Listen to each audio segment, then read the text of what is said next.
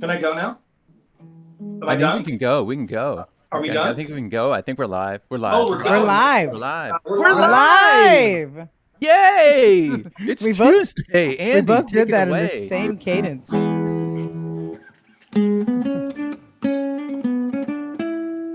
What time is it? What time is it? It's prime time. It's prime prime time. What is it? What time is it?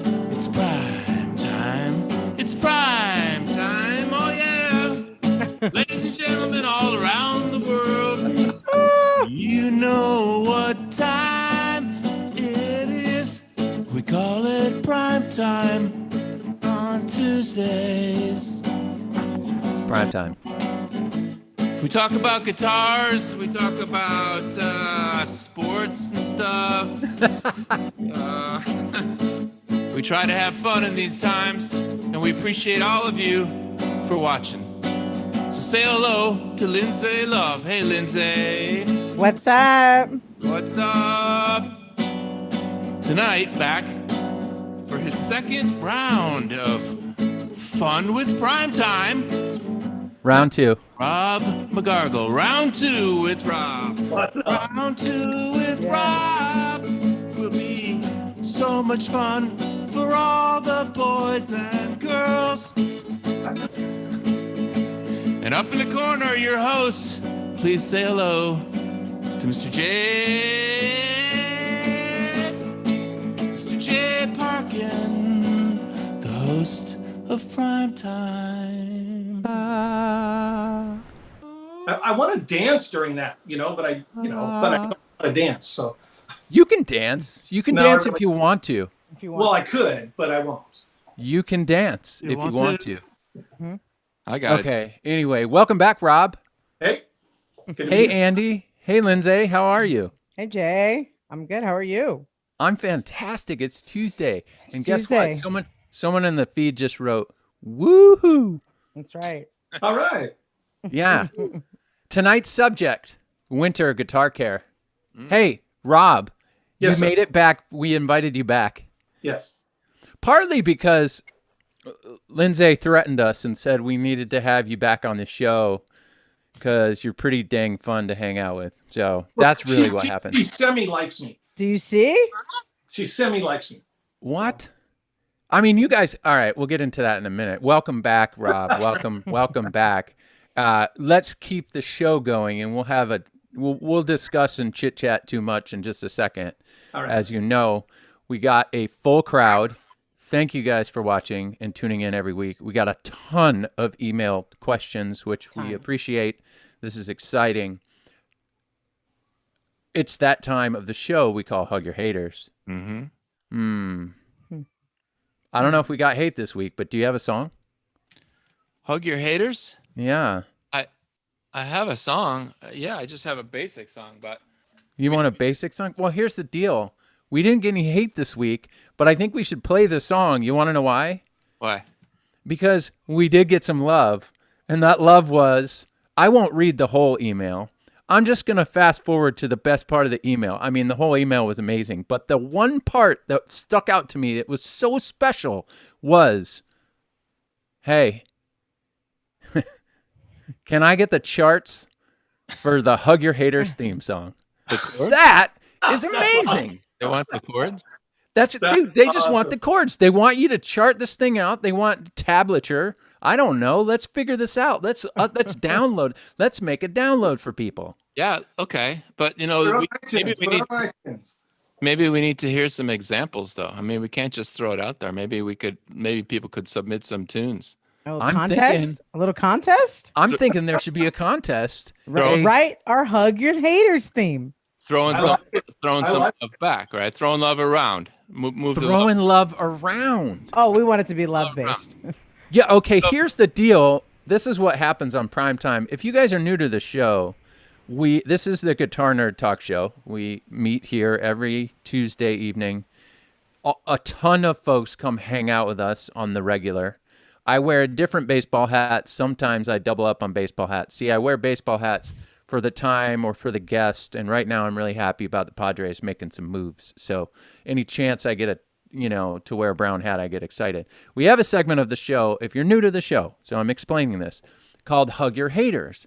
What we do on Hug Your Haters is if we get hate mail or hate comments or somebody's really frustrated because we talk too much and they want me fired, hey, we give them a digital hug because in these weird times, we need a hug right now. Everybody needs a hug. All right? There's some chaos in the world, and all we're trying to do is shine a little light in an oddly dark time at times. Okay, so here, Andy, will you play the Hug Your Haters theme song? And then next week, I think we need to figure out a way. Maybe we can do it in our email communication, Lindsay, and we will figure out a way to have a Write the Hug Your Haters theme song contest. Yeah. Sounds good. You made that up right now. It's so good. Maybe we should give away something like substantial. Yeah, I think so. Maybe we should give away something that's like, I'm going to go out and I'm going to say it on the air. Do it. Something that's guitar shaped. Well, that's not a bad thing. So what if we serious contest? If we do some sort of way to give away something guitar shaped. You see, I kept myself in the clear right there just in case they make little toy guitars or something. I'm just kidding. Christmas ornaments are coming out soon. All right, Andy, take it away. All right, so I'll play the tune. We'll see what happens. Everybody needs a hug these days, just like Jay said. Maybe now, more than ever, you can play a lick here. Remember to keep your hugs distant or virtual.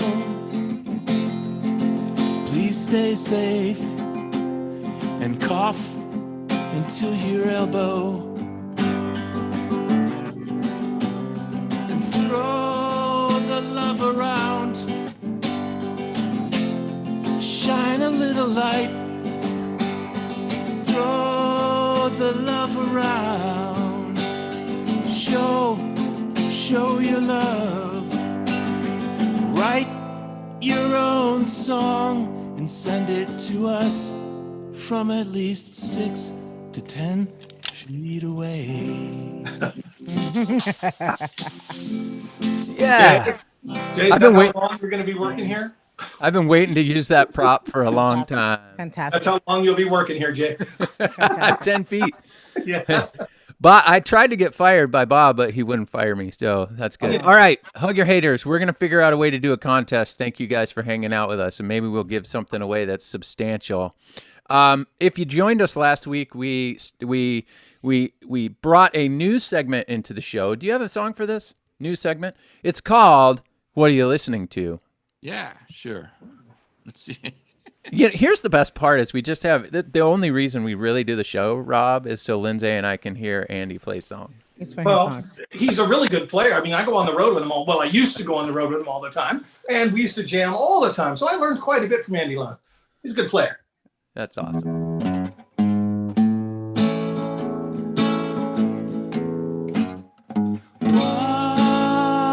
What's new? What is new? What are you listening to? What are you listening to? That's a good song. That was fabulous. That's so good. So all right, good. Rob. Yes. What are you listening to? What music are you listening to? Band, song, record? Well, I'm an old school guy anyway, but I did just download the new AC/DC album. Believe it or not, they came out with a brand new album. Right. And I got it yesterday. I've listened to it 3 times because you got to go through it. Sure. I think it's the best thing they've done in 20 years, maybe more. I I don't know who recorded it. That's what I want to look now. I want to find out who produced it, who engineered it, because there's layers and things on these songs that AC/DC normally doesn't do.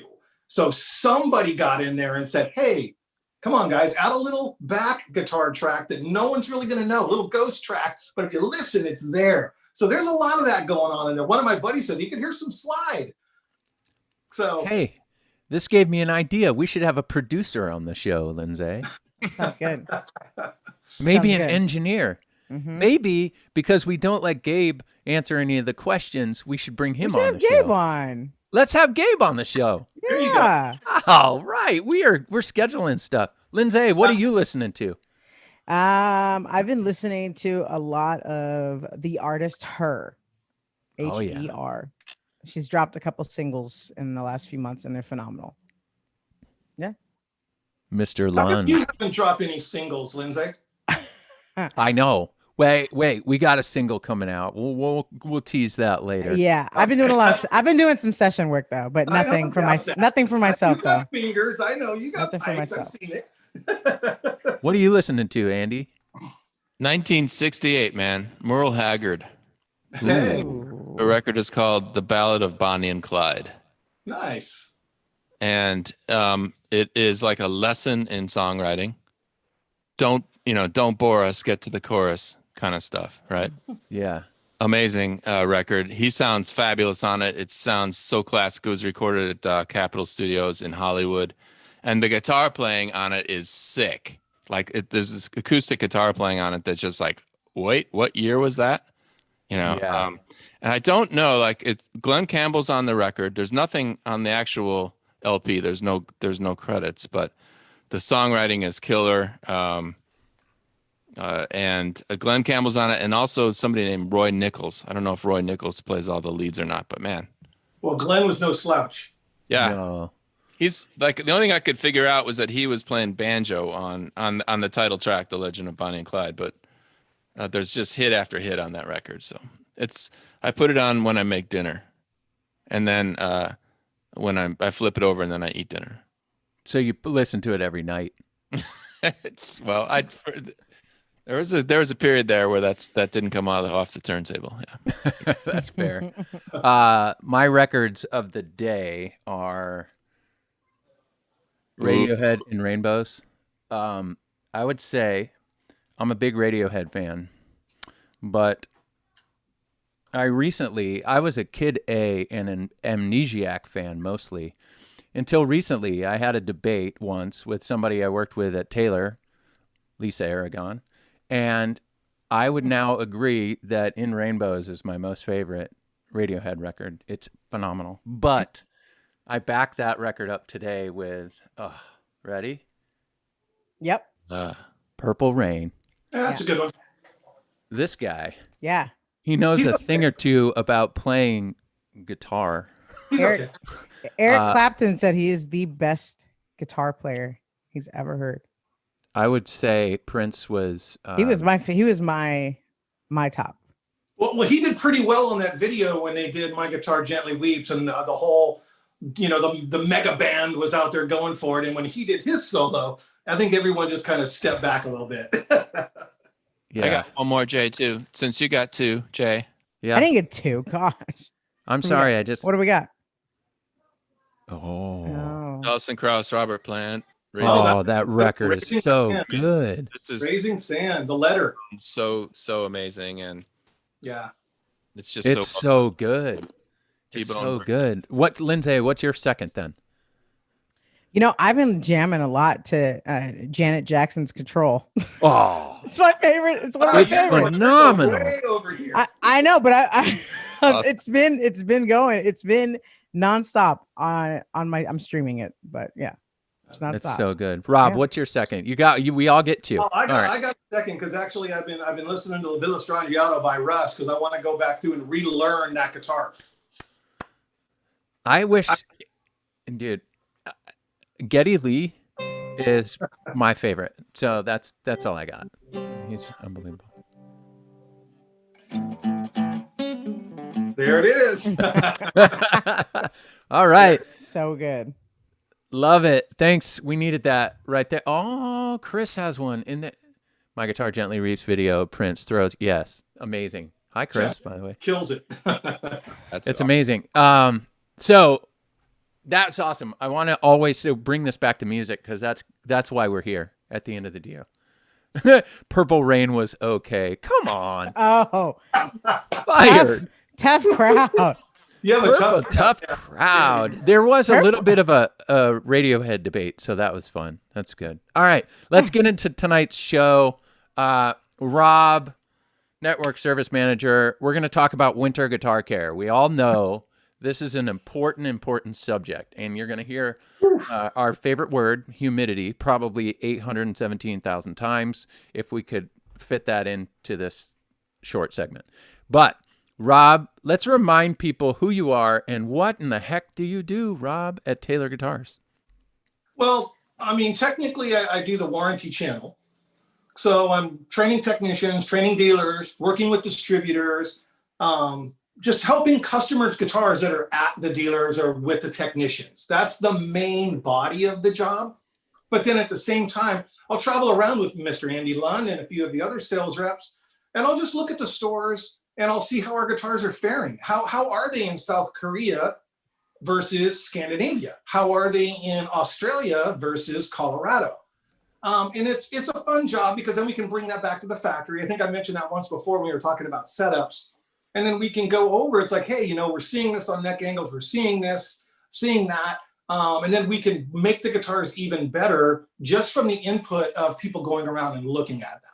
So that's a really fun part of my job. It will come back again, I'm sure, when COVID is over. But right now I'm in front of that computer trying to do my best to help customers.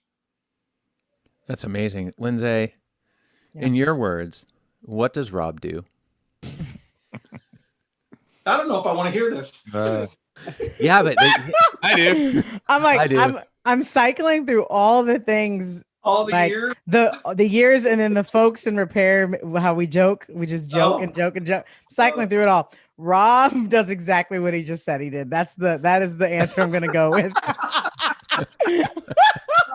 And here I was gonna hate on you the whole show, but now Rob flies around and eats sushi and eats all the cultural foods in the places and just says, "Hi, I work at Taylor." That's what Rob does. Oh, that's hardcore. All over the world. Am I right, Andy? Is that what he does? I'm saying it made crickets, so you're Yeah. right. He'll Yeah. just go and immerse himself in the culture, eat the foods, and say, "I work at Taylor." Yep, that's pretty much it. There is part of that. I'm not gonna lie. And humidity. And just say humidity. He Just says a lot humidity. about But humidity. Just randomly. He does. He's a very knowledgeable guy. But it's really interesting. I think I said this on the last episode you were on. The 3-minute conversations Rob will change your life with one little tidbit of information about something you never knew on a guitar. And it will make you rethink everything you've done for the past X amount of years. Rob, I still owe you everything for picks, man. Picks. Oh man. It wasn't even Keith Brawley who got me sold on this pick thing. It was Rob. And I probably said, yeah, come on, they're picks, whatever. But you changed. I mean, I got all sorts of picks now, and I'm not afraid to use all of them. So I appreciate you, Rob. Thanks for coming back on the show. Absolutely. But it's time to dive into winter guitar care. Rob, it's not like winterizing a boat. We'll get into fishing later. Maybe it is like winterizing a boat. But what is winterizing a boat? I live in San Diego. Andy knows. Andy's from the Northwoods. You got to wrap it up and put some stuff in the thing. My truck doesn't have an engine block plug to warm the oil in the mornings. None of that type of stuff happens. All right. So winter guitar care. This is a big subject. Like we said, we like to inform people on different things they need to think about, different things they need to do. But truly, is there a difference? Is there a difference when the temperature starts to change? What do we need to think about? When the temperature starts to change, a lot of times what you're going to find is humidity will rise or fall. And what's going to happen is outside, say the temperature is going to go down. You may start turning on your heaters, your furnaces. What's going to happen is you're going to drive the relative humidity levels low in your house. Okay, now if it's only for a day or two, that's not a big deal. But I believe there was one question that I read from someone who emailed in earlier saying, well, they live at 9,000 feet. Okay, that's going to be a very dry climate in the winter. And that person's going to need to definitely pump some water into that house to get that vapor out there to keep that room humidified or keep the house humidified, or he's going to have some hard times with his instrument. Rob, before we continue, what day, month, and year did you start working at Taylor Guitars? Oh, March 4th, 1991. March 4th, 1991. In that time, in the time from then till now, how many times do you think you've said the word humidity? Well, I'm just going to refer to what Glenn Wolf and I have discussed many times. And Glenn Wolf's our customer service manager. I think you've heard us talk about him before. It's our life, and we will always talk about it. And I don't think we're ever not going to be able to talk about it. I think we've just we've resigned to the fact that that's what we will be talking about. March 4th, 1991. You don't have a number, an estimated number. How many times? No, because I hear you say it. I think I think if I had, they say if those, when someone says if I had $1 for every time you said humidity, I'd be rich. I would be really rich. Well, it really is. I mean, even my son, what's great about this is my son's getting back into his guitar even more. He's home, having to do his last year in college here at the house. Mm-hmm. So now this is his guitar hanging behind me. He's got an electric over here. And I keep my stuff in the case, but he wants his out. So he comes in every day looking at the hygrometer, going, what's the house doing? What's going on? Dad, did you know it was at 40 today? I'm like, yeah, but what was it yesterday? Well, it was at 52. We're good. So he's really starting to fall into that pattern of just a simple, take a look at the hygrometer. So I'm loving that. So if he can do it, I think everybody can do it. Because he's just 21-year-old kid. He's a man, but to me, he's my child. And if he can do it, everyone can do it. That's good. Humidity. All right. So let's dive into any. Yeah, Andy, you raised your hand. We usually joke about how nerdy we get on this show. Mm-hmm. Yeah. And I have something that I think will help us make sure that we at least get a little bit nerdy tonight. You brought the nerd? Really nerdy. I got props, and I'm going to do the whole, what is it? The Alice's restaurant. I got color photos, glossy pictures, points and arrows. And wow. I'm going to show something to Rob and see what his reaction is here. All right. What, baby. There you go, Andy. Now you're pulling it together. What is going on? What are we looking at, Rob? What is that? That is a cross section of the cell structure of a spruce top.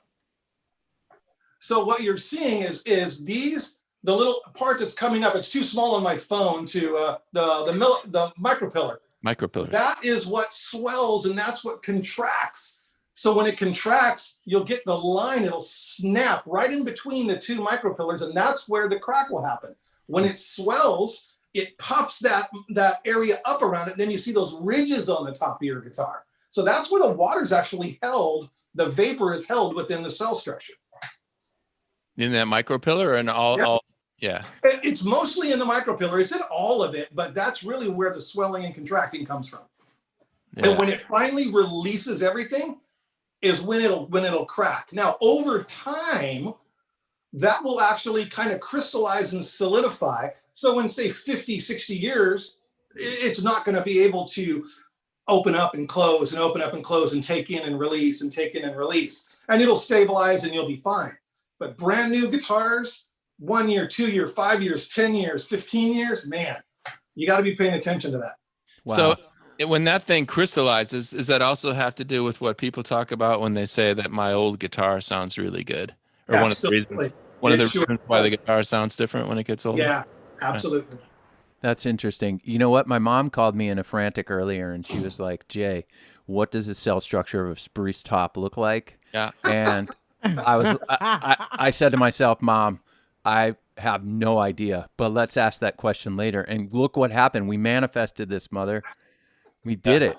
You guys are nerds. Do you have any other nerdy stuff? When we're training people, when we're training technicians or we're training dealers, we really have to break it down like this so that they understand that we're serious about it and that something really is happening within the instrument. It isn't something that we'll just leave it alone. It'll climatize. Like, no, it won't. It won't climatize. It will crack or it will swell. That's what it will do. Wow. It's great when we bust that kind of stuff out in our training, like in places that don't speak English. Yeah, that helps. And the people who are translating just go, they kind of like get this bobblehead thing going, and Rob just is like, don't worry about it. It's humidity, man. And then he talks about the parts of the reference points. What am I talking about, Rob? The percentages that are safe for a car. Right. So what? Yeah. How does that figure into this, especially right now? I mean, that's the season we're going into, Jay, right? We're talking about the question was what happens in the winter, and the heat comes on, so the air gets dry, right? What happens? Air gets dry. So, and that's the thing. That's a really good thing to break into, Andy. We always talk about the guitar, but we need to leave the guitar out of the equation. The guitar is in an environment. Okay, we're in the same environment. Everything in our house is in the same environment. The guitar case, it's the environment that needs to be correct. The guitar will be perfect in the correct environment. So it isn't so much that we have to worry about the instrument like this one behind me. I have to worry about the room that it's in. So I just kind of forget about the guitars and I pay attention to the environment. And I make sure that I have enough vapor in my room to take care of my instruments. Because that really is what relative humidity is. It's the amount of water the air can hold at a percentage. Okay, that's really what's going on. And it turns it into vapor at that point. You can't see it, you can't smell it, and you can't taste it, but it's everywhere. It's all around us. So it's all about taking care of that, making sure you have your digital hygrometer sitting in your house. This is your life's blood. It tells you everything. It's all a guess if you don't have it. If you don't have one of these sitting in your guitar room or in your guitar case, you're guessing. And that's what happens. And maybe you have 5 or 6 guitars. One needs a little more work than the other one. This one's beautiful. The other one gets an issue because you're not paying attention to what's going on in your environment. So what do we need to do? How do we fix this? Well, you want to get the digital hygrometer first. I'm going to say that over and over and over again. And then you want to pay attention to your minimum and maximum levels. What are those minimum and maximums? 40 is your minimum. That's really about the bone spot of where a guitar wants to live. If that's where it's going to be sustained at. Okay, well, what I mean sustained is it lives there. And a maximum is really about 60. Once you get over 60, that guitar really starts to take on water or that water vapor big time like a sponge, and it'll really swell up. So you're in those humid climates, you really need to dehumidify and get it down to that 60. And if you're in a really dry climate, Scandinavia, Colorado, you want to think about not going below 40. But if you keep it at 40, 42, 43, it's going to be beautiful. So those minimum maximums, but we have optimal. We have like what we consider is our optimum range, and that's 45 to 55. So even that, you have 10% swing. It isn't like if it's not at 47, your guitar is going to be cracked. That's false. 45 to 55 is like almost perfect. Yeah. Your minimum maximums, 40 to 60, and you're still excellent. So if you keep it in those ranges, you're good. So humidification, dehumidification, and we'll go into products here as well. So Joel from 7C Music's on. Joel? Yeah, Joel. He said, can we take it in the shower if it gets really dry? Well, you can. You absolutely can. I wouldn't. No, you don't want to do that. Not at all. They don't. Your guitar doesn't. Don't tell them. Don't tell them yes. Don't tell them yes. Bring it. No, the guitar doesn't want condensation. It doesn't want steam. It wants water vapor. It atomized into the air. You like I said, you can't see it. When you take your shower and you get out, the mirror is steamed up and fogged. You can physically see it. So the guitar doesn't want that. If you do that, that guitar will just keep absorbing. Even when you take it out, that thing got so wet that it's just going to keep going the rest of the day. And eventually it's just going to blow apart. Please don't do that. Do guitars in the winter is it more of a dryness factor or is it more of a over humidification? It's going to depend on your region. Yeah. I mean, if you're talking Costa Rica, you're probably going to be dehumidifying all year long. Right. Okay, because they're that equatorial band. they really kind of have summer, winters are almost the same. So on that aspect of it, they're going to want to really pay attention to that maximum level and hold it there. But if we're talking Colorado, Arizona, the EU in some places, Scandinavia, yeah, you're going to want to really be paying attention to that and make sure you have something available to humidify when you need it. I'm not saying immediately go out and humidify your guitar. The first thing is digital hygrometer to find out what you need to do. Don't just go put humidity products in your guitar. Your guitar may be perfect right now, and you don't know it because you don't have one of these. I have dogs too. Yeah, I appreciate dogs barking. I have a question before we move on just a little bit, but I am usually a straight shooter. I don't like to mince words here, but Rob, is it true that left-handed guitars they have harder, time with humidification? Or like right-handed guitars versus... I'm really lucky that you're across the city somewhere. So that righty behind you, I mean, is it in better shape than all the lefties in your house? Really? No? You're not? Okay, fine. I had to throw that lefty joke in there. Sharpie's gone. My guitars stay in their cases with their humidipacks year round. When I'm done playing my guitar, it goes back in the case and put away in a central closet. I don't buy into I have to have my guitar out for whatever reason or I won't play it. I don't buy into any of that. I know, and I hear a lot of people say, I won't be inspired. What I would do at the road shows when I would talk about that, I would just have a guitar sitting next to me and someone will go, well, I won't get inspired, so I can't, gotta have it. And I go click, click, click, and I open up the case. I'm like, are you uninspired by now? I mean, within that 5 seconds it took to unclip those latches, are you uninspired? Keep the guitar next to your chair. That's what I used to do with my T5. My T5 is still my baby. I actually took it into the shop to restring it. Here we go. It hasn't been played in I don't know how long. I don't remember. Humidipacks in the case, central closet, taking care of my digital hygrometer. I pulled the guitar out. It was still in tune, played beautifully, and all I had to do was change the battery. I didn't even change the strings. It's just going to sit in my office so I have another guitar to play. All right. So, do you see the rant here? Do you see we're going to remember Lindsay? Oh, what? There's a shower guitar. That is a shower guitar. You got it. What is that? Is that the shower? Yeah. Is that the 814 CE Deluxe? Yeah.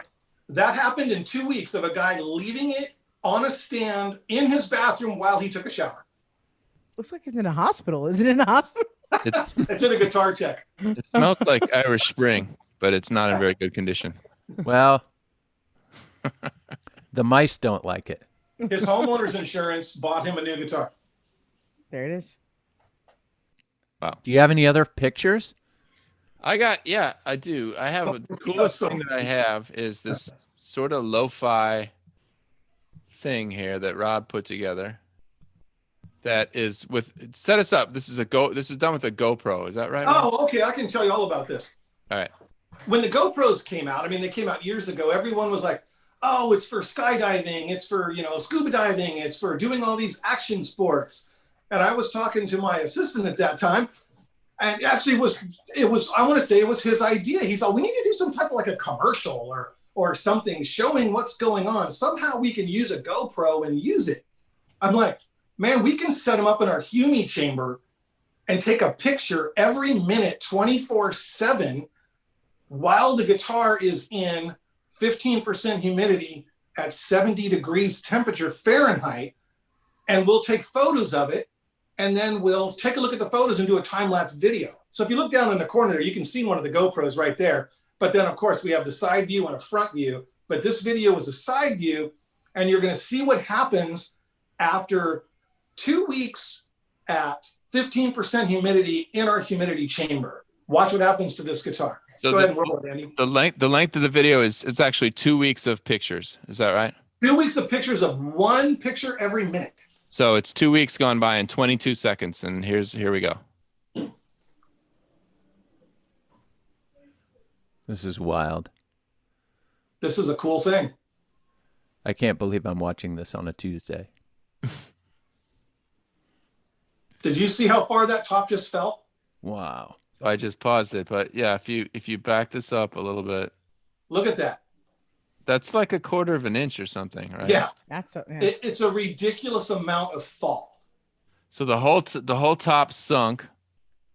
Bam. And it split right down off of the I want to say the B string, right down to the tail. Right. And that was Oh, at wow.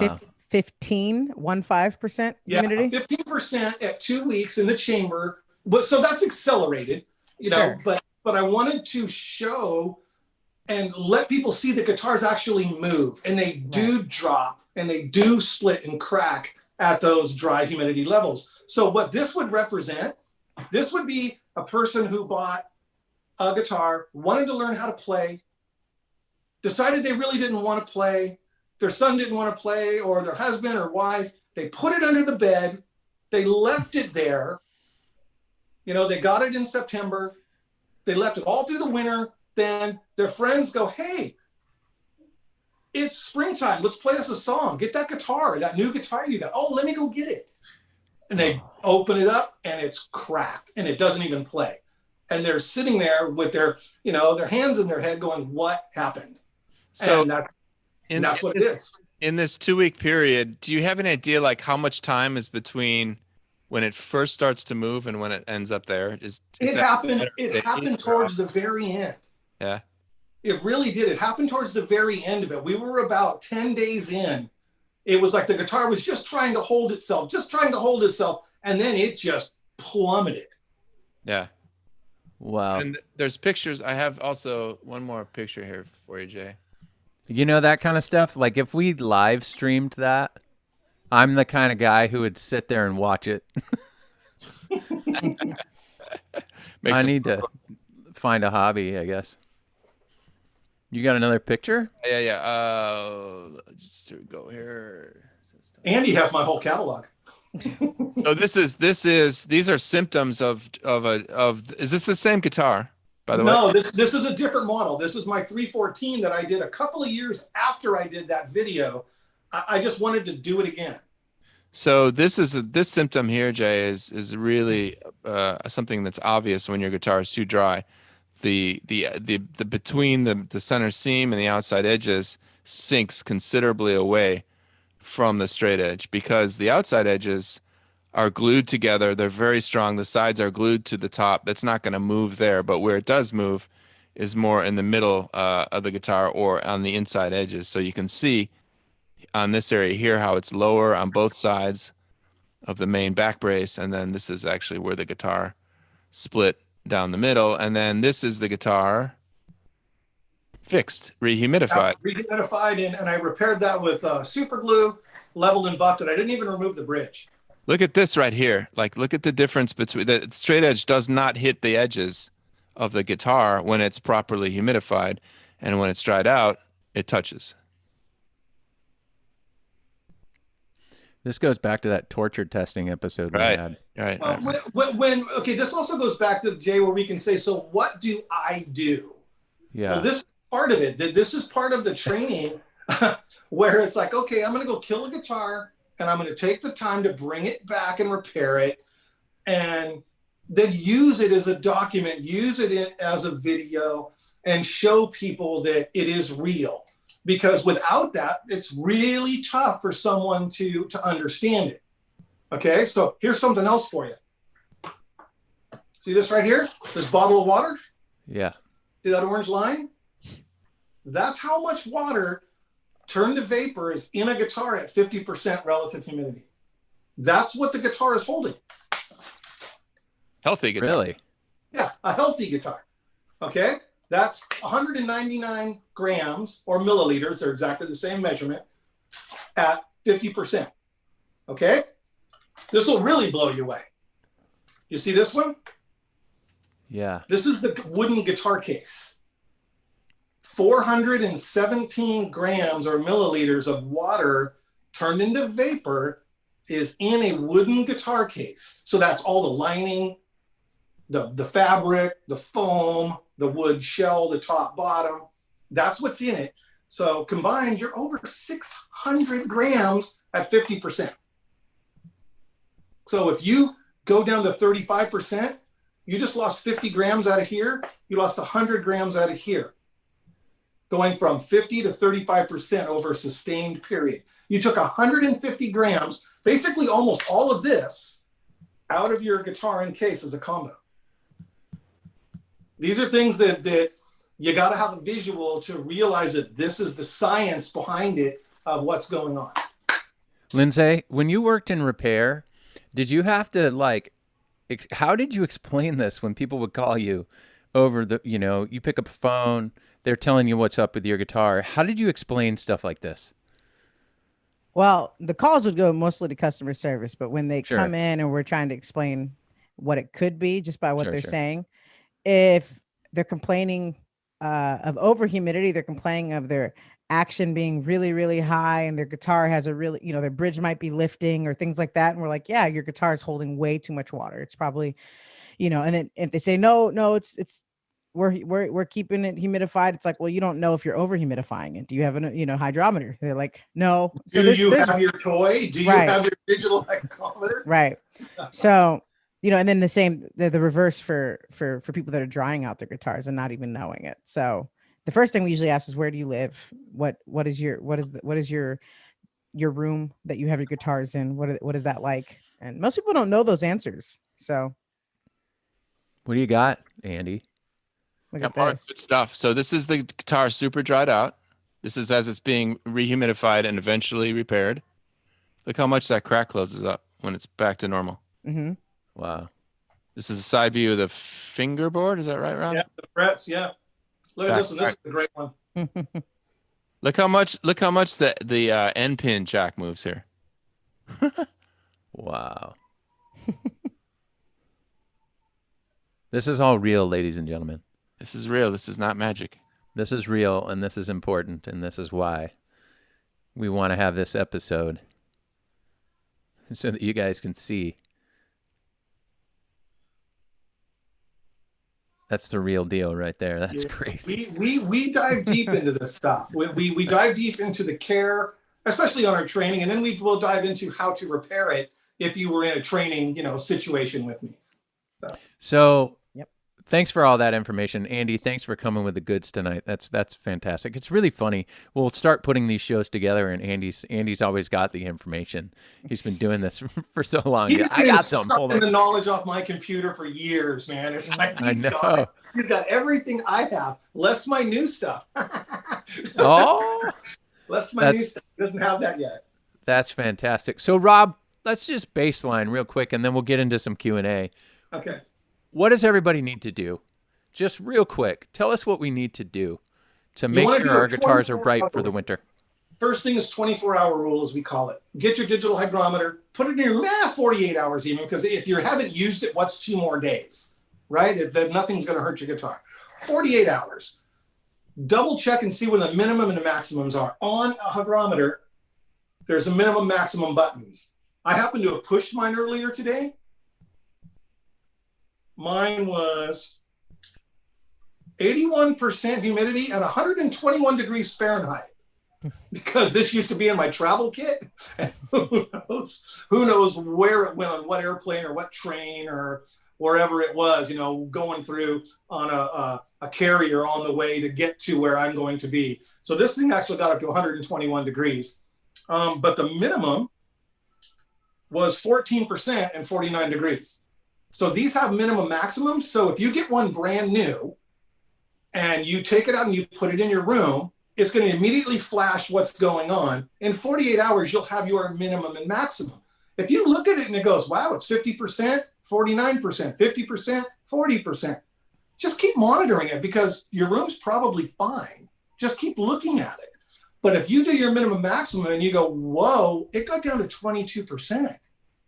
Now, that isn't like to freak out about it, but if it's sustained at that level over the course of weeks, that's when you're going to have issues. Then I would go look at my guitar and go, Are we showing signs of what some of these photos were showing? Is my top sinking a little bit?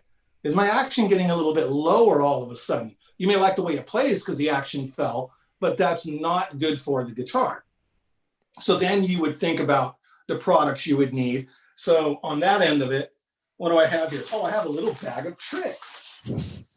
I've got all my stuff. Of course you do. Good. I mean, why wouldn't you have a bag of tricks? Oasis humidifier. One of my favorites. Now this one's full. I did this one. I pre-did it. Okay. So what this is it's basically jelly now that's in here in a Gore-Tex bag. So this as it releases the vapor that's in here, this will start to shrink and you can physically see it disappear. Okay. It'll shrink up. I'll get this close to the camera and you'll be able to see the jelly. You see it? Yep. Kind of like a goo. So this isn't with the lid on it. This is not going to spill in your guitar, but it will humidify your guitar. And this can hold a serious amount of fluid. It's about 2 ounces almost.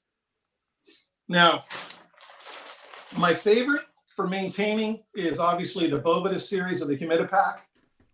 So if you need to rehumidify, your hygrometer is telling you you do, your guitar is telling you you do, you use the Oasis, keep the hygrometer in the guitar case, follow that for a few days, start to see the guitar maintaining, start to see it coming back, looking good, the hygrometer staying steady. Take this one out, put these in. That's going to be your first start. That's just the beginning. And then it's monitoring it continually throughout the winter, every other day or so. Just go in like you're going to water your houseplant. Just make it a habit to look at your hygrometer and see what direction you need to go. The guitar will speak to you.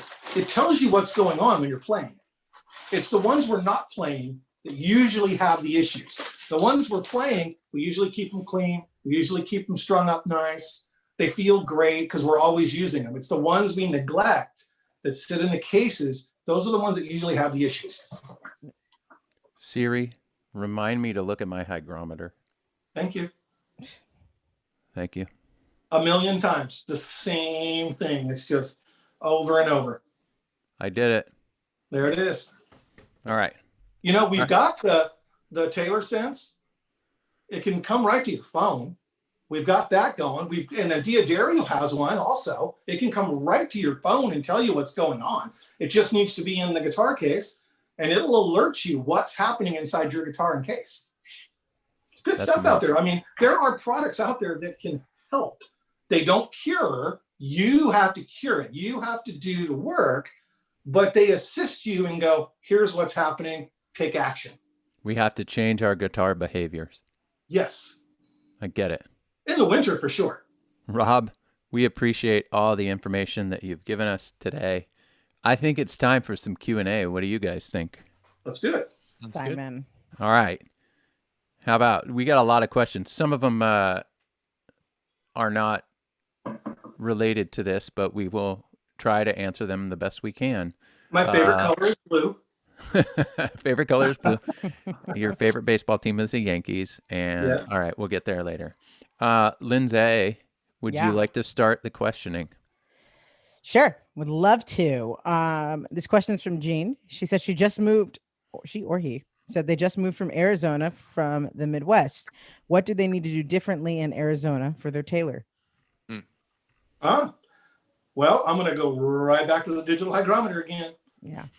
You want to leave the guitar in the case, get the digital hygrometer where you're going to store the guitar, get that environment checked out, whether it's going to be the case or a room, start there. In the wintertime in Arizona, you're probably going to want to dehumidify at some point. Moving there right now, your guitar probably went through a little bit of a puffy stage, no matter what, from being in the Midwest, even though now we're in November heading into winter. So you're probably got a little bit of reserve capacity just within the guitar and the case at this moment. So the digital hygrometer is going to help you, and get the products handy. Go get an Oasis humidifier, get your digital hygrometer, maybe a set of humidipacks.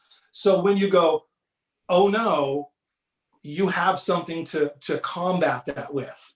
Because the last thing you want is we got a lot of things going on. Even if we're at home and we're not necessarily doing our day-to-day that we normally would do, we do get distracted. And if you forget for a couple of weeks, that's where the damage happens. Yep. Andy, got a question? Got a question from Greg. Greg says, hey, all, love watching the Primetime show. Appreciate the suggestions and products. I have a lovely 522E and an Academy 12E. Both are wonderful. I play a lot of outdoor gigs in all kinds of temperature and humidity conditions. Any suggestions on protecting my guitars during the gigs? We're actually going to be doing some outdoor shows, probably take my Academy because I don't want to get too crazy with temperature extremes. So question is, what do you have to worry about, and do you have to worry about your guitar during live gigs outside? I mean, if you're going to be in like absolute freezing cold, then you may want to consider that. But if it's just going to be a normal, average, cold night and you're playing your guitar, you're going to be fine. What I would do is make sure you have your humidipack, something inside the guitar case. Keep the case closed when you're not playing it. And what that'll do is your environment. Remember, we talked about the environment. The environment the guitar lives in will stay the same. So it may fluctuate a percentage or two, probably not even over that night because it isn't long enough. Right. But then when you put it back into its area that it lives, it's going to feel comfortable. And let's say it did fall a percentage. The case is going to take it right back because that was the reserve. It'll give it back to the guitar. Right. That case and guitar is, man, they're married to each other, and it matters. If the case gets too dry and the guitar is wet, the case will suck from the guitar. Yeah. If the case is wet and the guitar is too dry, it's just the opposite. It will take from it. So playing out in the cold, you're going to be fine. Just, pay attention to it. Keep your guitar cases closed when you're not playing them, and keep your humidity products inside it. Yeah. The biggest problem he's going to have is keeping the guitar in tune because he's playing outside. In tune. That's going to be really everything. Yeah. Temperature. If the case is stabilized and is stabilized at home, those few hours outside aren't going to matter. Not enough. Not going to matter. No, it's not going to hurt. It's sustained. Everything about damaging a guitar is sustained. That's when it really gets damaged. The feed is blowing up. So much. Oh, well, good. In a good way? Yeah, no, it's good. I mean, everybody is super just engaging. This is a big topic. It's really, I mean, we've had a ton of people watching the whole show, and it's really important. This next one is not a question. I want to give a shout out to my guy, Alan. We got an email earlier, and he said, I don't want it to be a hug your haters, but I decided to buy another guitar brand instead of a Taylor. Am I welcome to watch Primetime? And he bought a Furch, and I'm like, heck yeah, man, go buy another guitar. It's totally fine. Welcome. Everybody's welcome to Primetime. This is for you guys. This is for all of us to hang out. We're nerds. So, those are good guys. The Furch family are good guys. I know the father and the son, but they're really sweet guys, and they make awesome. I toured their factory last year. Yeah, they make awesome guitars. So you made it. You had a good choice.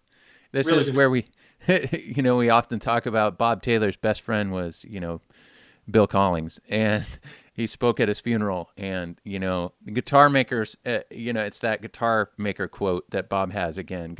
Only guitar makers know what guitar makers do. So you're more than welcome to hang out with us. We do have a question. Well, that's an interesting question, but this one I might. It's a good one, but yeah, we're gonna pass up on that. Well, no, it's a good question. I'll ask it. I don't know how we answer it, but maybe I'll ask it. Hector wrote. 27. That's the answer. Hector wrote, "Who do I talk to concerning a stolen Taylor guitar?" Customer service, and give us your serial number. And if you registered it, that is really helpful because then we know it is actually registered to you, and we can, if someone tried to sell it, we would know because they could look up the serial number and we would go, hey, it's registered to this person here. How did you get the guitar? True story. We've had people come into the repair shop. I've had at least one person come in and bring a guitar. We look up their their serial number, all that stuff. You go into their attributes and you can see if it's been reported stolen. If they do what Rob just said they did. They do it. If they do it. Right. Please, everybody out there, if you're listening, go online tonight, taylorguitars.com, to our care area. register your guitars, please. It's important for all of these reasons. For one, we can contact you easily. You can contact us easily. Anything that happens irregularities like stolen, we can help you. So go online, get to that website, and register your guitars. I'm going to put the guitar registration link in the feed so that everybody has it. Beautiful. It is very, very, very important to register your guitars. It New also and used guitars. It doesn't have to be a new guitar. New and used. You can register it as used. There's a little button. It's no problem. So excellent, awesome. All right, Lindsay, you're up. Yeah. Speaking of other guitar brands, I know that we've touched on this question before because people have constantly asked, but what would they do? Somebody asked about their 50-year-old Martin and how do they need to humidify that? And I think this is like, we can answering that question. You can also kind of answer the question that people always ask is, why do tailors need to be babied with humidity and other brands don't? And we know that's false. All need to be babied with humidity. Go. They all do this. Okay, now this is what a lot of times the customers don't understand. Not only do we have like little families in the industry. So I mean, we're Taylor Guitars. We're in the industry. We're considered world class and large. Okay. Well, guess what? My department is me. Okay. In customer service, we have like 5 people. In repair, we have 5 or 6 people. This isn't this giant call centers and things. So when you talk about Martins or Collings, Gibsons, Taylors, we know all those other people. We all talk. So the Martin guys always go, you know what everyone says? Only the Martins crack and my Taylors don't. And then we get only my Taylors have to be baby, but none of my Martins have to. So we know the drill and we know what's going on. But your 50-year-old guitar, it's a flat top. It may be crystallized already. It's the neck angle's pulled in already. The action probably moves a little bit. And you probably don't even know it. Yeah. Maybe it needs nothing. But you know what's not going to hurt it? Keeping it in a great environment with the rest of your guitars. Yeah. You can't hurt your guitar by doing that. You'll never damage your instrument. So I hope that answered that one. It did. Andy? Question for Rob. I recently bought a Builder's Edition K24 CE. And Ooh, Rob, nice. wouldn't you like to have a Builder's Edition guitar that was left-handed? Don't talk to me about Sorry. that, Andy. Oh, That's a sorry. sore subject. Could you please give your advice in cleaning the fretboard, the body, being it silent satin finish? I'd like to know how you take care of it. Sure, absolutely. We clean our fingerboards. I mean, there's numerous ways to do it. If you don't want to use steel wool, which is what I think you should use because it cleans up the frets really nicely. You can lightly cover the sound hole, keep the steel wool from getting inside. That guitar has the ES2, so there's nothing magnetic inside it. You don't have to worry about anything, sticking to it. But it just keeps it out of the guitar. You just go with the grain with quadruple aught steel wool, brush it off nice and clean or vacuum it. And then just a little bit of our fretboard oil after that. You only really need to do it maybe once a year. It's a finishing oil. It isn't like it's not a first generation oil like a boiled linseed that you got the first time the guitar was made when we were building it. It's just a fretboard conditioning oil for after the fact. So once a year, but you can clean the fingerboard in between every string change. That's not a problem. Now for the silent satin, we do a satin cleaner.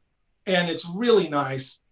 And you can use that in combination with our guitar polish. So you can clean it with the satin cleaner and then polish it. But if you keep polishing satin finish, if you just use guitar polish, you will eventually shine the guitar. Right. Even the silent satin could get shiny down the road someday. So the cleaner is really nice because that takes away all the grime and all the old polish. So every time you wax it, you're doing it one time. Jay, I'm a little bit behind. I'm trying to be as rapid as I can here with our good advice, but check this one out. Oh, my favorite. What year was this label? What guitar? When was this guitar made? What year was this brought? This is an 1880s guitar. Wow. Avoid the vicinity of heaters. With the best of care, we cannot prevent the wood from cracking. So Martin was talking about humidity in the 1800s. That's funny. great. That's so Okay, now, good. I'm just going to go out on a limb here, but that's long before Taylor guitars. Mhm. Just a little bit. Yeah, we turned 46 Yeah. recently. Yeah. That's great, Andy. So good. Well, we got a question then. Okay. This is a good one that kind of segues. I had two questions queued up, so I may ask them both. Excuse me. right. What is the best way to store a guitar in NYC when they blast the heat all day? Radiators. Yeah. I want him to answer that question himself. We've been talking about it the whole time. What environment would be the best place for you to put that guitar? Mhm. 1, 2, 3, the case. Right. That's where you want that guitar. You wanted to get away from that radiated heat in the case. You want to keep your humidity product not necessarily an Oasis. Maybe you just need the Diodera Humidipack or the Boveda two-way system, because that's just going to kind of regulate the guitar really nicely. But yeah, you definitely don't want it near that radiated heat. Definitely don't leave it on a guitar stand and just let it get cooked. I mean, look at some of the best barbecue in the world, low and slow. That's the last thing you want to do to your guitar. Maybe that person also needs to go to an appliance store and buy a room humidifier.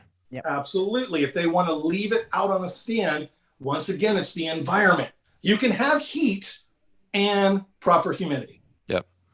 So it's all about the hygrometer. It's all about the environment the guitar is being stored in. That's great. I have one more real quick question. Why is layered/laminated wood less prone to humidity? Because of the cross grain and how they're glued. That's really it. Because it is a cell structure that's been laid across more like as a laminate and glued together. So it's really hard to penetrate it. It does penetrate it. You can hurt the outside of the guitar by being over humidified. You can hurt the inside layer, but you definitely can hurt the top, the bridge, the neck, the fretboard. Right. All of that is solid. You got to remember that when we say layered wood, we're talking about the sides and back only. You still have solid braces, solid top, bridge, fingerboard, the shaft of the neck, headstock, all of that is solid. So that goes back to that 50-year-old Martin. Humidify it. It's not going to hurt it. Yeah. Make sure that guitar gets taken care of. So if you're going to take your guitar outside and take a picture of it in the snow, you want to make sure it has a layered back and sides. That was for you, Gabe. Picture in the snow. That was for you, Gabe. All right. Fast. Lindsay, you got a question. I have two. Can I get two? You got two. Let's see how fast Rob can answer these. One, okay. I promised Brian S. 27. Always 27. I think you always say that. For how many years, Lindsay? Guys, I mean, you see kind of jokes I have to deal with. So Brian S. emailed last week about a crack on his top, and he cracked the finish. I don't think it penetrated the wood, but he cracked the finish, and he was talking about wanting to get it repaired. I promised I would ask. He said, what is the process? Can they repair the crack in the finish to where it's almost not gone? And what is that process like? Well, I would never tell you that it would look like it's gone because I haven't seen the guitar. If I had the guitar in front of me, I could pretty much tell you we would call would be noticeable, but repaired very nicely, or pretty much it's going to be brand new. Yep. And the process would be, one, register your guitar, because we're going to ask you if it's registered straight off the bat if you call customer service. Get an RA number.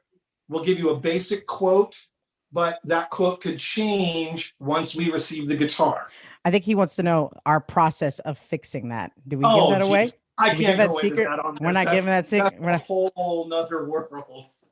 I would love to go that deep, but I can't go that deep on this. There's no possible way. Sorry, Brian. I didn't give you the answer over email either because I didn't know. But I will tell you. I will tell you this, Lindsay. Something that I have done, and it is almost done, is I did do a complete document, and it's really long with lots of photos and everything, an explanation of how we do a ding with the cracked finish, from from cleaning it out to steaming Sealing it, it. Yep. sealing it, spotting it, everything. I have the entire document, but it's just about going through and re-editing, changing words here and there. Yeah. But it's a great document. You just told him how he did it. You clean it. Well, you scrape it. sort of in a way, yeah. But very layman's terms. That's kind of what we do, Brian. Yeah. The second question, real quick. Very does come to sprinkle it, and it's beautiful when we're done. That's exactly right. Jim wanted to let us know he's been using Humidipacks for quite some time based on Bob's suggestion, Right. but he's recently had a couple packets leak inside one of the guitars and the case, and wants to know what's the best way to clean up the spillage when and if this occurs. And secondarily to that question, should the packets be replaced annually if they're still pliable? First, I'm a firm believer of this. Once again, I'm going to go back to the environment the guitar is in. If you have the Humidipacks in the case with the guitar, you don't need them in your sound hole. Okay? So that one right there, if anything ever happens to a pack, if anything ever happens to a water-based humidifier, it can leak in the case. Okay, it doesn't leak in your guitar. So replace your Humidipacks, cleaning it, nice damp rag, nice and soft if there's anything that's really damaged like that, or you can send it to us and let us help you out. You see what happens? I get lost in Rob. Mm-hmm. Mm-hmm. This is what happens. This is what I was talking about earlier. Mm-hmm. So where would you put it? Cutaway area, behind the heel, obviously the one behind the headstock. There's spots. I don't have mine in any of my guitars. Nothing's in the sound hole. I just put it in the cutaway area behind the heel. It's just about, is the guitar environment correct? So That's fair. here's a little more science, and here's how we realized this. Back years ago, when we were originally discussing the Taylor Sense and Diodario was doing their Humiditrack, okay, we all got together and we were talking about it. So I did tests for both companies. The difference between the tail end of the guitar, down inside the cavity of the guitar, and the cutaway area of the body section of the guitar, the humidity level is less than 1% difference. So what does that tell you? It doesn't need to be in the sound hole. Got it. Right. Just needs to be in the environment. Get the packs in the right spot. If your guitar is extremely dry and you're taking it to a repair shop and they're bringing it back, I would put it in the sound hole at first and cover it up, get the guitar back, get it correct, and then we would take them out and move them off to the side. But that's not where I would store them. And how should you clean it if the leak's inside? With a nice damp cloth, just, because it's salt and water is basically what it is. Not wet, not soaking, just try to neutralize it, sweep it, vacuum it if you can. And if you're worried about it, which a lot of people could be, send it to us and let us do it. Do we have a special vacuum for that? No, but we have skills. It's skills to pay the bills. Well, what's that show? We have a special set of skills and we know how to do this. So. That's awesome. Okay. Andy, you want a couple more, and then we'll move the show into Sharpie's question. Sure. 2 minutes of sports and trivia. This is all along the same lines. It says this is a guy sent to us from Tim. He owns 2 Martins, 2 Gibsons, 2 Ovations. It's almost like a Christmas carol. A Dobro and a Taylor 812C. Sorry, I got to get that out of my head now. He said we've purchased Taylor 812C. Right. I totally get it. Might as well do it. All right. We purchased 2 Taylors for our daughters as well. We're interested in knowing whether different brands of guitars require different humidification, and if Ovation models in particular with the composite plastic backs need humidification at all. Thanks for the help. Well, if they still have a solid top, if they don't have the composite top, where they may have fiber top, if they have a solid wood top and a solid ridge, and they don't have that like ridge-like fingerboard, and it is an ebony board and neck, of course, because those parts, that neck's going to shrink and your frets are going to stick out, and so those need to be humidified. Right. So every brand, one guitar you own may need less care because for some reason that tree doesn't need as much care. but I can't tell you which guitar or which brand or what it would be because it's wood specific from that tree, not the brand. And this goes beyond acoustic guitars too. How many of our listeners out there have felt sharp fret ends on a Telecaster or a Stratocaster? Right? Because the fingerboard is wood and it dries out and it shrunk. And if it would have been a Oasis humidifier or a Humipack, a Boveda pack in the side of that case, that wouldn't have happened. Absolutely. Right. I remember doing a show. We were doing road shows way back when we first started, and we were doing a service segment. And when we got done with the humidity talk and the questions and answers, the owner goes, "Hey, would you come back and look at a couple of my guitars?" I'm like, "Sure, I'll go back." He opened up 2 guitars that are so nice, but they were both wrecked. He had a gold top Pete Townsend series and a red Fender Corvette series. The fretboard was so shrunk on the red Corvette series that the finish was actually popped off. It was hanging there still, but it was popped off on little horseshoes all the way down the neck. It had a split down the center where they joined the 2-piece for the back, and the gold top was the same thing. At least his gold top didn't crack, but you could see the deep seams, but the back of the Les Paul was split. Yeah. And he was like, "Oh no." So I did this. I did exactly what you said not to do. Mm-hmm. So I think he got it repaired. It wasn't for me, but I'm sure he rehumidified it and took it somewhere who could handle the service. Good information. I said I didn't have a question, but I do have a question. Then we'll move on. Okay. Because it's relevant from what you were saying. There's a question over here. Lyndon wrote, wouldn't putting a humidifier in the guitar case increase the chance of causing metal frets to rust at the edges? Only if you're overdoing it. Over humidification, when you see that, oxidization, change in the gold tuners, you'll see the oxidizing on the frets, they'll turn gray, things like that. But if you just keep the guitar normal and nice and clean at that between 40, 45, 55, your guitar is going to be beautiful.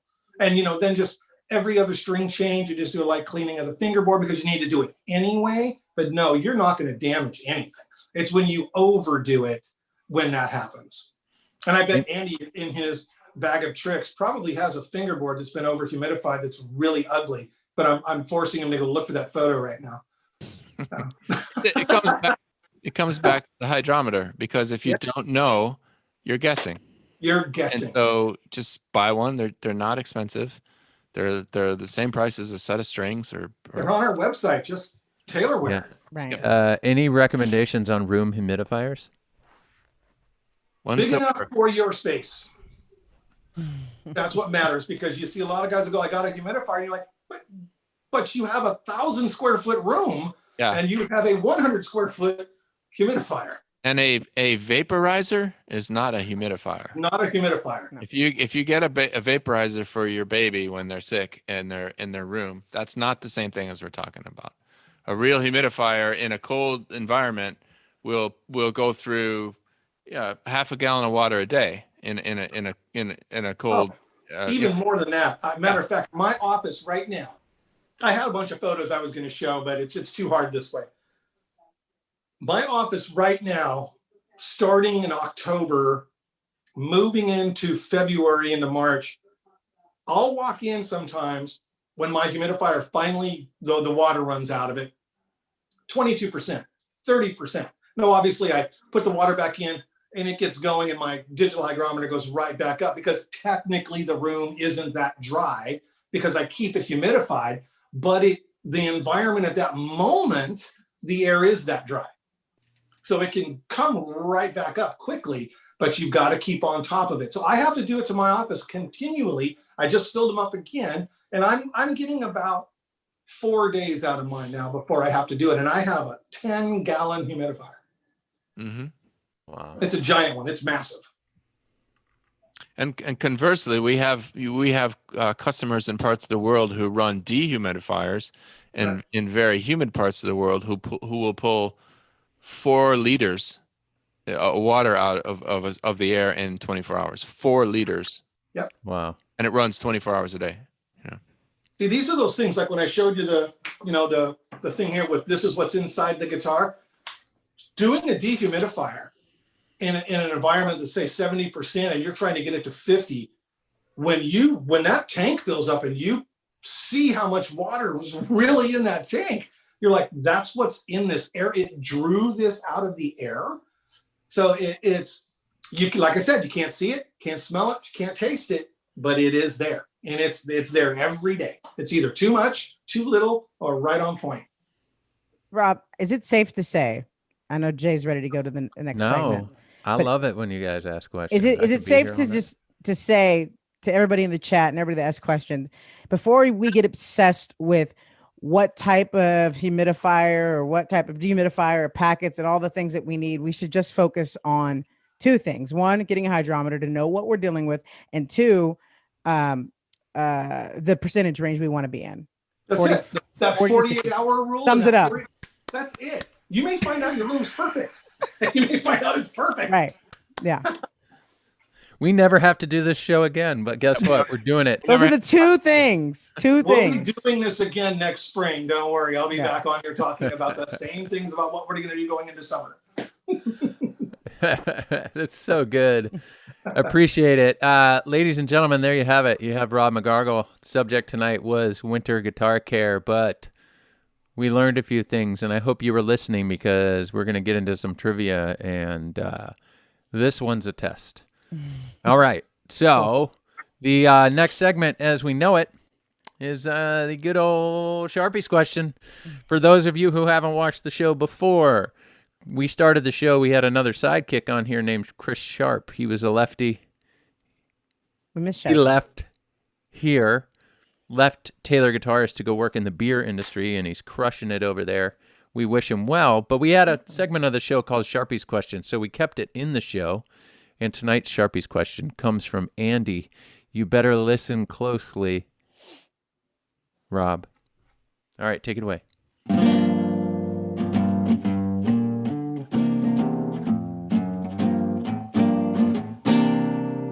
We've heard it said before, there's a lot of fish in the sea. If you wished you were a fish, what kind of fish would you be? Rob, that is my Sharpies question. I would be a predator fish. What? A predator fish? What? What? I'm not going to be a bait fish. No? Do you have a specific kind of fish? Well, I love fishing for freshwater bass, and that's a predator fish. So yeah, I'd be a freshwater bass. That sounds great. That's it. You got your answer, Andy. I thought That was easy. he'd be a bass, actually. You thought he'd be a bass? I thought he'd be a bass. Really? Why? Because it Yeah. rhymes with, all right. Yeah, thank you. Okay, we're here all week. Yeah. We're here all week. Hey, you know what segment's now? It's my favorite song of the show. It's called 2 Minutes of Sports. Right. 2 Minutes of Sports. Do you have a song, Andy? I do.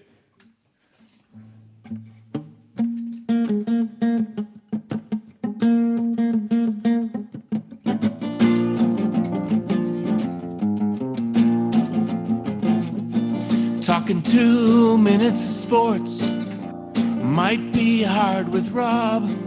He can talk all day, he's got a lot to say. He watched the games, he knows all the names. He's the San Diego Fano, but don't mention the Spanos. During 2 minutes of sports. We only do 2 minutes of sports for the song, by the way, ladies and gentlemen. That It's so was much really fun. good. I That was- really liked that one. That was a fun. good one, Rob. You are you're okay in San Diego. You've lived. How long have you lived in San Diego? Forever? My entire life, 54 years, born in Grossmont Hospital, San Diego, California. Heck, man. Native San Diego. But your favorite baseball team in the Yankees, the New York Yankees. Yeah, because of the history and the whole bit. But I mean, You like- obviously, I would follow the Padres. As a National League team, it would be the Padres. But Okay. if you just want to say baseball, I'm going to say the Yankees. Baseball, the Yankees. So you learned this earlier. Who is the National League Manager of the Year? Yeah, Mattingly. Okay, Mr. Baseball. Okay, but we're not going to talk about baseball right now. No. Rob, I'm going to lean into you really hard about Lindsay's favorite sport, basketball. He's gonna know nothing. He's gonna know nothing. I'm just kidding. Fishing. Rob, you're a fisherman. Yes. And when did you get into fishing? Oh, geez. When I was a little kid, honestly, man, I mean, really from the time I was probably 5 or 6 years old, it just like, just with the guitar. I started fishing at the same time I started playing guitar. And I think those two were just like side by side with me my whole life track.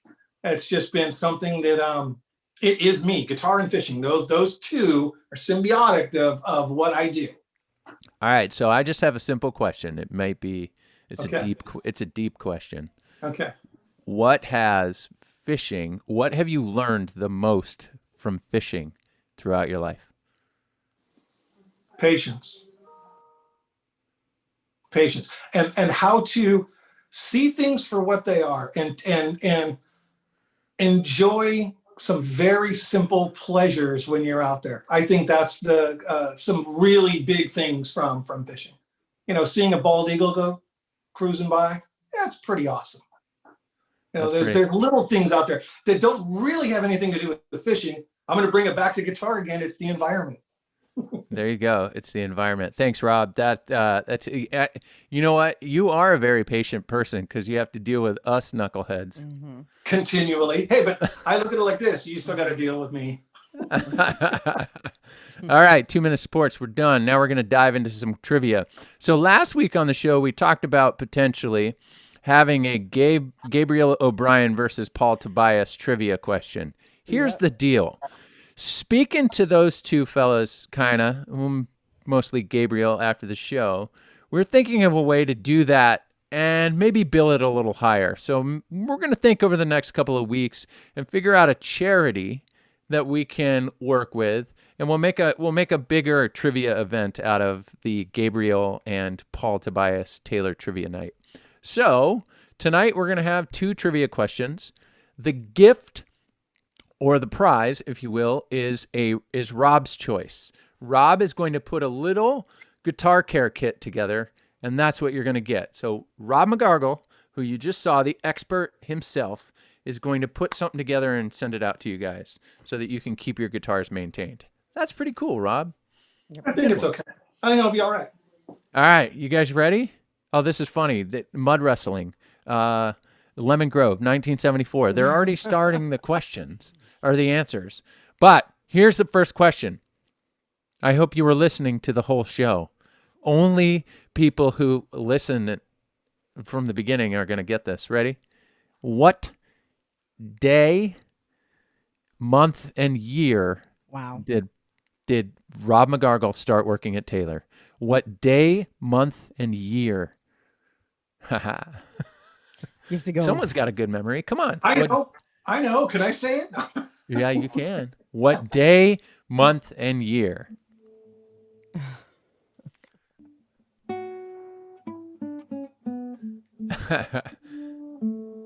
Oh, I don't know your name because it just says ABU. That's right. March 4th, 1991. That's it. That's it. AB? Wow, there's a ton of people who know it. And a ton of people who don't. But there are a lot of people who know it, and we appreciate you for hanging out and listening. Raven, we got you, 1974. Yeah. That is the good go-to answer. Yeah. All right, so here's how this works. If you win, we don't know your full name because you have a short code up there. Yeah. But send us an email to primetime@taylorguitars.com with your address, and we'll get Rob to pick out a little care kit for you and send it away. It's Nathan. His name is Nathan. Beautiful. Thanks, Nathan. We look forward to your email. What size guitar do you play? Tell me what model you play. Nathan, what model do you play? Answer that while we ask the next question. All right, you guys ready? You guys ready for the question, right? Yep. Let's do it. Oh, come on. This is a good one. If you guys don't get this right. All right, there's a 2-part question. Therefore, there needs to be 2 parts to this answer. Got it? 2 correct parts to this answer. 2 correct parts. You're right. You're right.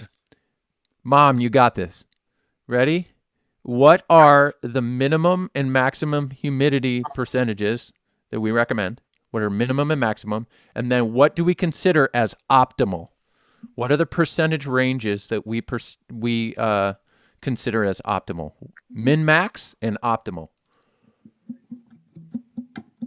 Nathan plays a 214 CE Deluxe. Perfect. Thank you. Now I know what, strings are obviously going to be in the Yeah. thing, so I got to know what to send. So awesome.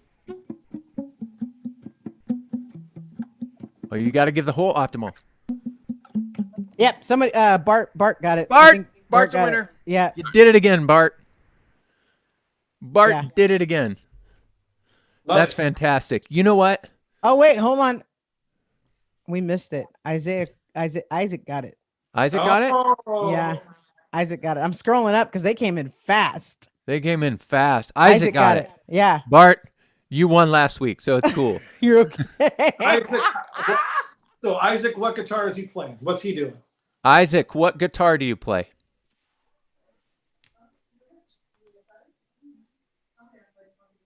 Please don't say a Gibson Hummingbird.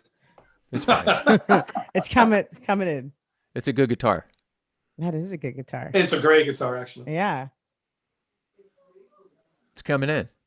I believe it. I believe that it's coming How in about next. this? Isaac, you can shoot us. Oh, there you go. Shoot us an email. Oh, he's got 2005 310 CE and a 2020 614 Builders Edition. Whoa. Ooh. I'm scared of you. He's got the beast. He's got the goods. I Does love need it. Some mediums and some lights. The mediums and the lights are going to be in there, that's for sure. Yeah. All right. Thanks everybody for hanging out with us. That was fantastic. You guys know it's funny. They know when the show's over that there's no more information. They just start leaving. It's wonderful. Thanks you guys for hanging out with us. Thanks Paul Tobias for chilling with us as well. Gabriel, thanks for hanging out with us. We appreciate you guys every single week. Rob, it's always fantastic to hang out with you. And you were right, Lindsay. What? You were right. Yeah, I was right. You were right. Uh-huh. Yep. I don't She's like right. you guys. About Rob, right? I was about Yeah, Rob. yeah, Yeah. Yeah, you're totally right. I'm not coming on anymore. Your side conversations. No. That's it. Andy, it's always a pleasure hearing from you, seeing you. You want to take it away? What was it? What was it? Well, it was prime time. It was prime time. What the heck was it? What was that? Well, another prime time. Rob told us all the reasons why guitars can get so whacked. Here comes another winter season. Nobody wants to find a springtime crack in their sweet little GS Mini or their brand new Builder's Edition. Well, thank you, Lob Magargal. We know you would rather fish than be on prime time. Another Tuesday. Yeah. Another Tuesday on prime time. Good night, everybody. Thank y'all. See you next week. Andy, I missed our travels, buddy. Have a good one.